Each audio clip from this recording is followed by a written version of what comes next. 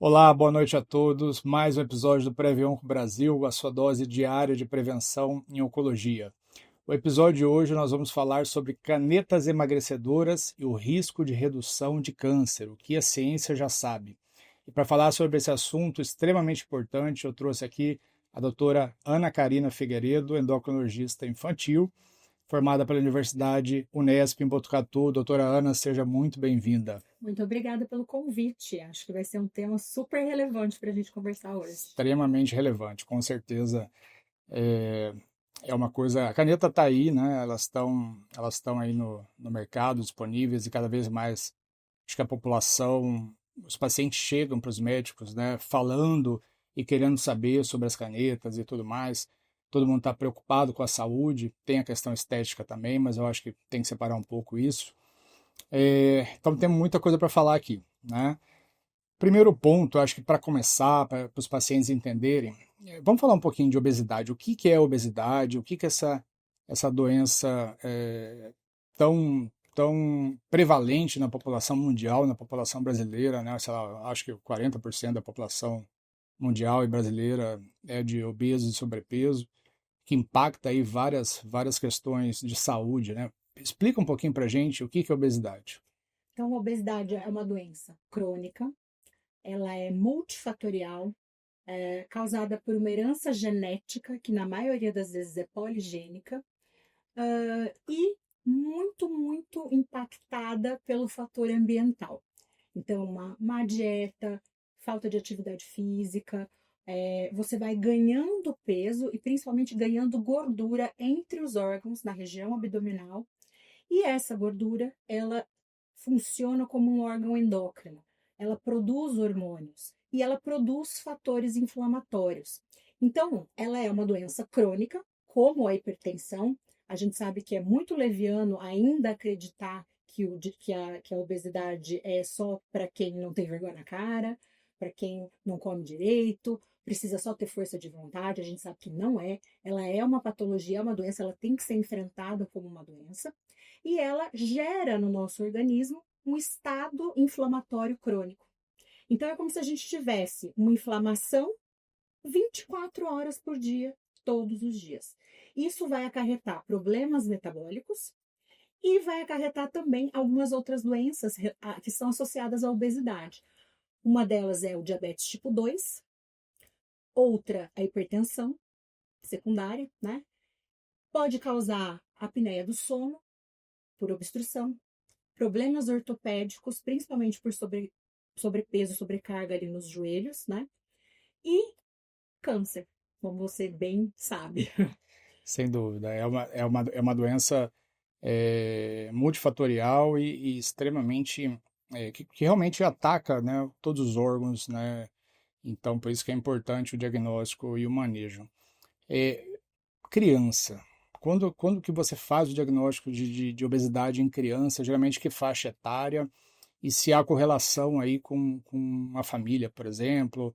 O que, que você tem visto e o fato de ser criança obesa, se isso aumenta a chance de ser um adulto obeso? Eu acho que é um ponto importante aqui. Então, assim como na população adulta, na população pediátrica, a gente está tendo também uma epidemia de obesidade, né? Acho que principalmente depois da pandemia, a gente teve realmente uma chuva de diagnósticos, né? A criança obesa, na maioria das vezes, ela tem familiares obesos, então aí comprovando essa herança Pode ver. genética e poligênica, né?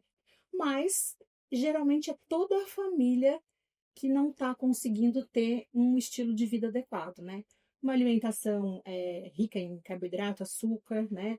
Criança que bebe mais suco do que água, que pratica pouca atividade física, que fica muito tempo na frente da tela, né?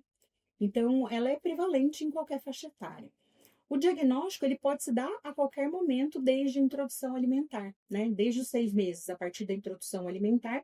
Se houver aí já um excesso de comidas que não são adequadas para aquela faixa etária e sedentarismo, a criança pode ser diagnosticada com obesidade.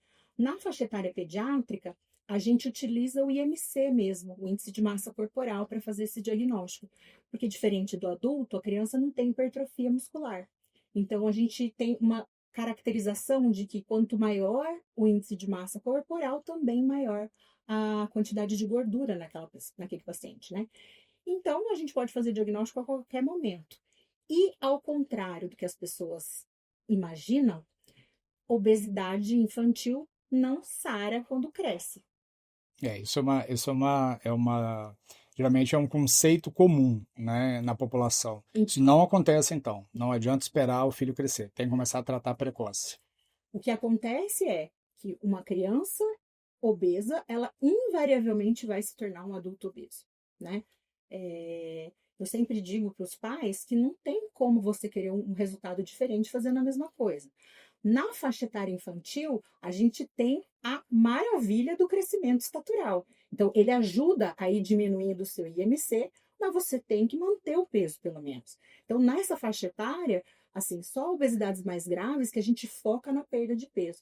Na maioria das vezes, a gente consegue, mantendo o peso, fazer com que a criança chegue no peso ideal, no IMC adequado. Mas, para isso, ela tem que ter mudança de estilo de vida. E aí não é só a criança, é a família inteira. Perfeito. E imagina, já é difícil tratar o adulto, tratar a criança deve ser mais difícil ainda, né?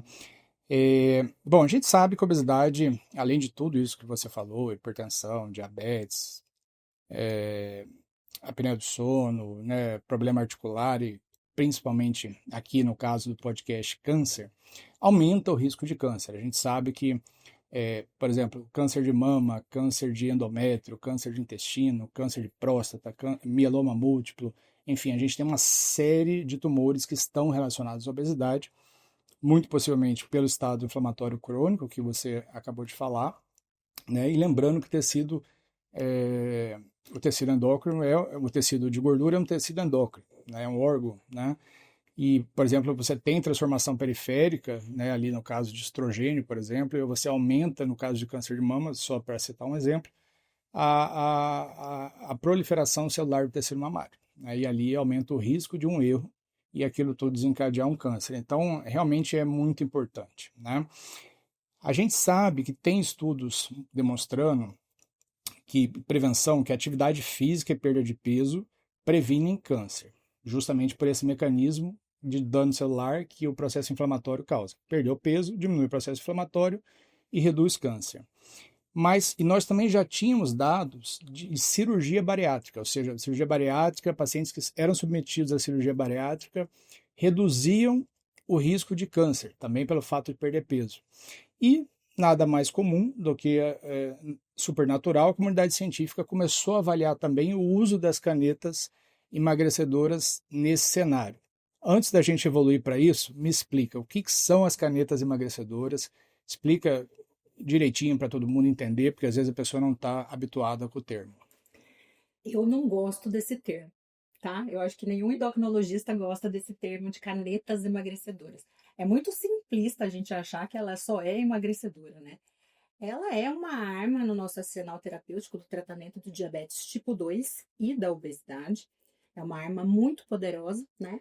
E existem canetas de diversos medicamentos diferentes. Então, a gente tem a liraglutida, que é o nosso antigo Victoza, né? Que agora quebrou patente. Temos um produto nacional, isso barateou pra caramba o custo. Já tem no mercado, já tem no tá mercado disponível. nacional. Sim, barateou demais o custo, né? Ela é um análogo do GLP-1. O que é isso? É uma medicação que vai fazer um efeito similar ao GLP-1, que é um hormônio secretado pelo nosso intestino quando a gente está com o estômago cheio e saciado. Então, é uma medicação, é um hormônio que vai fazer com que o nosso cérebro entenda que a gente está satisfeito, que não precisa comer mais e que eu já posso começar a fazer a metabolização daquilo que eu já ingeri, né? Ele engana o cérebro, então. Funciona da mesma forma. A gente chama análogo porque ele funciona de uma forma muito parecida. A medicação da liraglutida, ela é um análogo desse GLP-1, então ela age dando essa sensação de saciedade, mas ela é de aplicação diária, né? A outra classe é a semaglutida, que ela também é um análogo do GLP-1, mas com a facilidade de ter uma aplicação semanal, que é o Ozempic e o Wegovy, né? Essa medicação, ela tem uma perda de peso de mais ou menos 16%. É muita coisa. É muita coisa. E é uma perda de peso sustentada, né? Existem estudos que estão correlacionando também o tratamento da síndrome da apneia do sono com essa medicação, né? E ela é liberada na faixa etária pediátrica a partir dos 12 anos Já está disponível. para pacientes com obesidade ou diabetes tipo 2. A liraglutida, ela é liberada a partir dos 10 anos de idade. Então, hoje, criança obesa no seu consultório, é um dos mecanismos que você tem é indicar o tratamento. Sim, graças a Deus a gente tem agora uma arma terapêutica, né? E a outra medicação é a tirzepatida, que é o Mounjaro, né? O que é a tirzepatida? Ela é um análogo duplo. Então, ela funciona imitando o GLP-1 e o GIP, que é um outro hormônio também secretado pelo nosso intestino. O que essas medicações fazem? Primeiro, sensação mais precoce de saciedade. Segundo, retarda o esvaziamento gástrico. Então, demora mais tempo para o seu intestino ser repleto de comida e o estômago esvaziar. Isso causa uma sensação de saciedade prolongada. E aí você ingere menos alimentos. Além disso, ela aumenta a secreção de insulina em vigência do alimento. Então, ela não vai dar hipoglicemia, mas ela aumenta a secreção. E por isso que ela é tão boa para tratar o diabetes tipo 2, porque ela funciona como se fosse uma medicação que estimula a produção de insulina, né? E, além disso, no fígado, ela age diminuindo a produção de glicose hepática. Então, ela age em vários mecanismos no nosso organismo e, no final das contas, você tem mais saciedade, ingere menos comida, secreta melhor insulina e usa melhor essa insulina e produz menos glicose no seu fígado. No frigir dos ovos, aí a gente tem uma perda de peso bem importante. Na tirzepatida, chega a quase 16%, 20%. Então, é bastante. E cada vez mais medicações novas. Agora, daqui a pouco, entra para ser produzido também em larga escala o análogo triplo, que é a retratrutida. Então, a gente está tendo vários medicamentos agora com eficácia muito parecida à cirurgia bariátrica, que é uma cirurgia grande, extensa, que pode causar desabsorção de vários nutrientes no pós-operatório, e isso daí faz com que a gente consiga atingir um público com menor idade com igual segurança. Então, hoje o cenário está muito melhor. Sem dúvida, uma revolução, né, no tratamento. Sim. Mas, assim, esse negócio de paciente se automedicar é tranquilo? O paciente precisa realmente de médico ou pode ir na farmácia e fazer por conta e olhar os vídeos no YouTube e resolver o problema? Como que funciona? Na verdade, agora você precisa de receita médica, Tá. né? Então, você não pode mais comprar quem quiser, você precisa de receita médica. E é bom que o médico que te prescreva seja alguém que sabe o funcionamento da droga. Uhum. Por quê? Porque assim como qualquer droga, ela tem eventos adversos. E os eventos adversos podem ser graves. E a gente tem que saber para quem a gente vai indicar essa droga. Grave do tipo levar ao óbito, por exemplo. Levar, ó. E aí a gente precisa saber para quem que a gente vai indicar esse paciente, esse medicamento, porque não é todo paciente que vai poder usar também, né? Então precisa sim de acompanhamento médico, né? Primeiro, porque é uma doença crônica, você não vai tomar 2 canetas. Engorda de novo. Obrigada. Sim. Então, ao contrário do que as pessoas pensam, ela não é uma medicação para ser usada para perder 5 quilos, né? Porque você tem o reganho depois. E o pior, quando você faz esse perda de peso sem acompanhamento médico nutricional, você vai perder massa muscular. Então, aumenta a flacidez, aumenta perda de tecido conectivo. Então, não é uma boa ideia nunca, né? A gente precisa saber quem vai usar, que dose que eu vou fazer, como que eu vou fazer essa progressão de dose e também saber manejar os eventos adversos da medicação que são comuns. Quais são os principais? Principal como tem retardo do esvaziamento gástrico, eu posso ter refluxo exacerbado, azia, né? Posso ter uma constipação intestinal por conta do trânsito intestinal lentificado. Pode ter náuseas, vômitos, sensação de fraqueza, principalmente porque ela realmente te dá saciedade.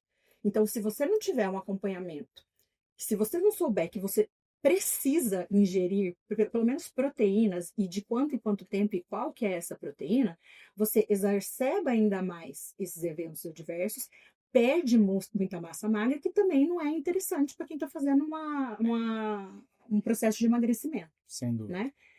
De evento adverso grave, a gente tem relatado pancreatite. Isso pode acontecer. E de pacientes que não devem usar essa medicação. Pacientes que têm gastroparesia não devem usar essa medicação. Pacientes que têm doenças inflamatórias intestinais crônicas, retocolite ulcerativa, doença de Crohn, úlcera ou uma doença de refluxo gastroesofágico muito proeminente. E os pacientes que tiverem na família casos de carcinoma medular de tireoide, que é um câncer raro, mas os pacientes que têm na família esse antecedente familiar, eles não devem utilizar essa droga. Perfeito. Não, interessante. E também não é um medicamento que é usado sozinho para emagrecer, né? Você tem lá os antidepressivos, enfim, ansiolíticos e todas as medicações, as outras medicações usadas, que também não é o foco aqui hoje, né? Do ponto de vista oncológico, o que a gente já sabe para prevenção primária, ou seja, prevenção primária eu quero reduzir o fator de risco, no caso, obesidade, né, e o processo inflamatório crônico. Os estudos retrospectivos, ou seja, os estudos pegam os pacientes que usaram e avaliam de forma retrospectiva quem teve câncer ou não. Mostram que há sim uma redução do risco de câncer nesses pacientes, principalmente esses cânceres relacionados à obesidade, mama, cólon, intestino, né, cólon, endométrio, hepatocarcinoma, enfim, dentre outros. Mas é uma redução pequena. Então, vejam bem, não há indicação da gente começar essa medicação de forma preventiva contra o câncer, tá? As canetas emagrecedoras, como a doutora explicou aqui no caso, elas são usadas em pacientes com indicação, pacientes com diabetes tipo 2, pacientes com obesidade ou sobrepeso e, por exemplo, apneia do sono, né? Pelo que foi dito aqui. Então, nesse momento, zero indicação de uso para prevenção do câncer. Isso é importante deixar claro. Mas a boa notícia é que sim, nós temos evidências já de vários estudos publicados no JAMA, enfim, em outros artigos periódicos, que mostram uma redução, sim, significativa. E muito disso deve ser por todo o mecanismo que a gente falou. Processo inflamatório crônico, diminui dano do DNA e melhora o risco, né? Assim como a própria cirurgia bariátrica o faz, né? Esse ano, no Congresso americano, em Chicago, nos Estados Unidos, teve um dado fantástico, acho que foi o dado mais comentado no Brasil e no mundo, em que um estudo mostrou que pacientes que têm câncer de intestino, tiveram câncer de intestino, foram operados, tiraram todo o tumor, fizeram quimioterapia, porque o tumor era agressivo. O grupo foi dividido em dois, num estudo randomizado. Metade do grupo era só orientado a fazer as práticas de exercício físico e tudo mais, e a outra foi obrigada a aderir a um programa de média e alta performance por 3 anos com um personal nesse programa. Acompanhamento de mais de 5 anos e os dados são absurdos no que tange a prevenção terciária, ou seja, os pacientes que tiveram câncer e eu estou avaliando recorrência. O grupo que fez atividade física diminuiu muito, mais de 15% a chance da doença voltar. Então isso é fantástico, né? É um remédio que é barato, né? Todo mundo pode fazer, mas tem que ser bem feito, né? Essas pessoas executaram o programa por 3 anos, tá? Então isso chama atenção e o dado que a gente tem hoje sobre as canetas emagrecedoras, quando a gente olha de forma retrospectiva, tem tudo para ser positivo, mas ninguém vai sair prescrevendo isso por uma prevenção no câncer, né? Isso é um ponto que é importante deixar claro. E também a gente não sabe até que ponto essa redução do risco de câncer se dá por conta efetivamente do análogo, remédio, né? Ou se é por conta da diminuição. O viés, exato, que seria um viés, exato. Esse é um ponto e o estudo retrospectivo é cheio de viés, exatamente. Ele é só gerador de hipóteses, ele não confirma nada. Sim. E então isso é importante. Outro ponto que eu gostaria de deixar claro aqui para os pacientes também, muitos pacientes oncológicos nos acompanham, a gente já sabe por um dado de um congresso só de câncer de mama, que pacientes com câncer de mama triplo negativo que estavam em quimioterapia pré-operatória, tá, com imunoterapia, e usaram a caneta, elas tiveram uma taxa de resposta, de redução do tumor 50% menor do que indicado. Então, hoje, os oncologistas, a maioria dos oncologistas, não tem indicado a caneta em pacientes que fazem imunoterapia, não só para mama. A gente acabou extrapolando esse dado por uma questão de segurança, tá?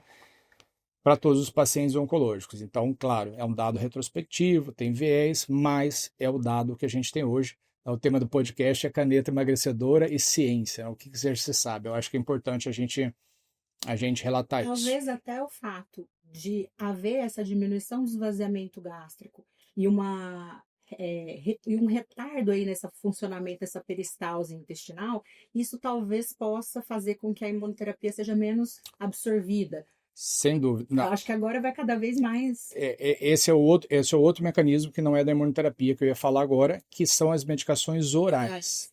Tá? Então, drogas orais, como capecitabina, ou vários medicamentos orais que a gente tem para tratar câncer de pulmão, câncer de mama, também não é muito interessante. Tá? Por quê? Porque é exatamente nisso que você falou.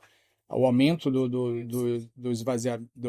a diminuição do esvaziamento gástrico pode interferir na absorção do remédio. Então, são pontos importantes para a gente colocar aqui, que eu acho fundamentais, né? Acho que de uma forma geral, o que fica de mensagem maior, eu acho que se você tem obesidade, sim, você tem uma doença crônica e você precisa tratar. Agora, qual vai ser o tratamento? Se vai ser canetas emagrecedoras, se vai ser uma outra... Tem um efeito psicológico, né? A caneta realmente, como você falou, 15% de perda de peso. É muito potente. Então, dá aquela levantada no ânimo do paciente que sempre tentou emagrecer, que, enfim, que pode ter outras dificuldades para emagrecer. E agora o custo está mais acessível, né? Então, o tratamento. Já foi incorporado no Sistema Único de Saúde ou não? Não foi. Também, eu imagino que sem previsão ainda nesse momento. Né?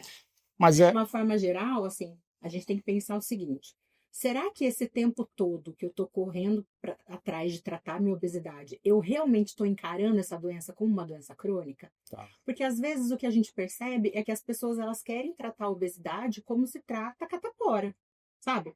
Vou ali, tomo um remédio, resolvido o meu problema. Eu acho que falta um pouco isso dos médicos e também dos pacientes. Entender que é uma doença crônica e o tratamento não vai ser de 2 meses, vai ser o tratamento pro resto da vida. Sem dúvida. Se vai ser com remédio de injetável, se vai ser com antidepressivo, se vai ser com ansiolítico, se vai ser com sibutramina, whatever, né? Independente, mas que você vai ter que tratar. Então, talvez essa frustração também um pouco se deva às pessoas ainda acharem que é alguma coisa que você vai tratar e vai sarar e não vou precisar mais usar medicamento, né? É a mesma frustração que o paciente que tem diabetes tipo 2 tem, que o paciente que tem... O paciente oncológico tem. O paciente oncológico, muitas vezes é um paciente crônico. Né? Eu acho que são pontos importantes. Acho que isso é importante a gente ressaltar mesmo. Bom, excelente conversa que nós estamos tendo aqui, mas claro, a gente está encaminhando aí para o final. Alguns pontos que eu queria destacar de tudo que foi dito, mas eu acho que o maior resumo é suas considerações, né? Assim, você trata a criança, você abraça a família, né? Eventualmente incluindo adultos. Você falou da doença crônica e tal, mas me explica, qual que é o segredo para tratar a obesidade aí no contexto geral? Então, primeiro, encarar como uma doença. Segundo, encarar a alimentação correta e atividade física como tratamento, como se fosse tratamento medicamentoso. Eu falei o dado aqui, né? É assim, é assustador o quanto o exercício físico muda a qualidade de vida do paciente. Não é só perda de peso, muda a qualidade de vida, melhora o sono, melhora o desempenho escolar, melhora a socialização. Então, é encarar como doença e encarar a alimentação e exercício físico como o remédio que você vai tomar todo dia e que você tem que tomar. E lembrando que a OMS, ela refere que você tem que fazer no mínimo 150 minutos de atividade física por semanal. Que é 3 vezes na semana, 50 minutos, ou todo dia meia hora. Então, e numa velocidade que você se for caminhada, numa velocidade que você não consiga falar, né? Sim, é sobre isso. Uma frequência cardíaca mais elevada. E a terceira coisa é, principalmente se tratando de criança, que não dá para a gente tratar a obesidade do seu filho. A gente vai ter que tratar a obesidade da sua família, Tá, né? E a interessante. gente vai ter que fazer uma força-tarefa, né? Não adianta você comprar para um filho e não comprar para o outro. Não adianta você fazer errado, diferente do que você prega para o seu filho. Então, normalmente no consultório eu tenho abordado a família como um todo, né? Tá. Não dá para você querer que seu filho faça atividade física se você não faz. Não dá para você querer que seu filho saia do celular se você não sai. Entendeu o exemplo? Sobre isso. E aí, o que que a gente faz? A gente normalmente trata a família toda, né? É uma reeducação alimentar familiar, atividade física sendo inserida em toda a família. E na Interessante essa maioria abordagem. das vezes a gente tem essa demanda também dos pais, né? Muitas vezes os meus pacientes que estão usando hoje as canetas são pacientes que quando eu ofereço, né, eu falo assim, olha, eu acho que para eles seria bom a gente utilizar, a mãe fala, ah, então que ótimo, porque eu já estou usando. Então, normalmente já são famílias que precisam desse atendimento, né? Então, de uma forma geral, vamos olhar a família como um paciente potencial, vamos tentar organizar a família toda e fazer com que a gente consiga que essa criança desenvolva-se de uma forma a eliminar essa obesidade, a controlar, para que ela tenha uma vida adulta livre da obesidade. E aí, com certeza, a gente vai estar prevenindo um monte de câncer. Sem dúvida. Excelente. Muito bom. Se você gostou desse episódio, compartilhe. E lembre-se que a Previonco Brasil é a sua dose diária de prevenção em oncologia. Muito obrigado, doutora Ana. Obrigada, até mais.